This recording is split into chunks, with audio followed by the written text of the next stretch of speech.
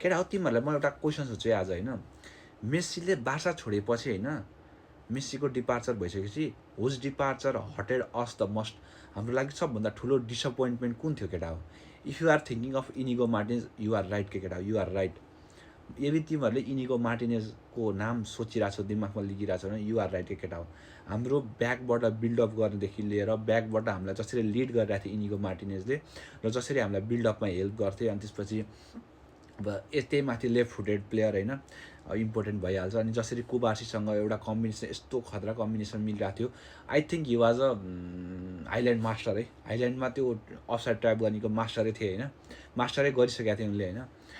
So इनिगोको departure चाहिँ last त्यही के बार्सा, अनि जसरी हाम्रो मोमेन्टम चलिरहेको थियो त्यसरी इनिगोले छोड्दा बित्तिकै हाम्रो टिमले अलिकति मोमेन्टम लुज गरेर हामी क्र्यास डाउन भइसकेका थियौँ।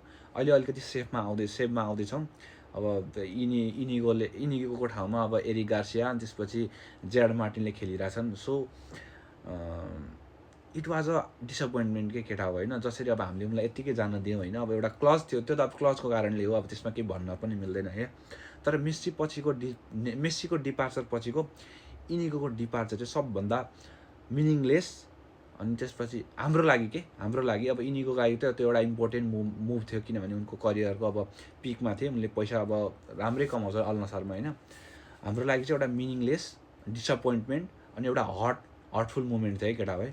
अनि हाम्रो इभन हाम्रो बार्साको कति प्लेयरहरू त त्यो कुराबाट सहमत पनि थिएन, ह्यान्स फ्लिकलाई त थाहा पनि थिएन त्यो कुरा, सकमा थिए ह्यान्स फ्लिकहरू। सो अब अहिलेसम्म हामीले उनको एउटा रिप्लेसमेन्ट ल्याउन सकेका छैनौँ। अब जनवरी ट्रान्सफर विन्डोमा ल्याउने कुरो छ, बर्निमथको एउटा प्लेयर ल्याउने कुरो छ। अनि त्यसपछि अब कता कुरो चलिरहेको छ, ल्याउँछ ल्याउँदैन थाहा छैन। तर यदि अहिले इनिगो मार्टिनेज भयो है, हाम्रो मोमेन्टम कस्तो हुन्थ्यो होला केटा, हाम्रो च्याम्पियन्स लिगमा रन कस्तो हुन्थ्यो होला कि?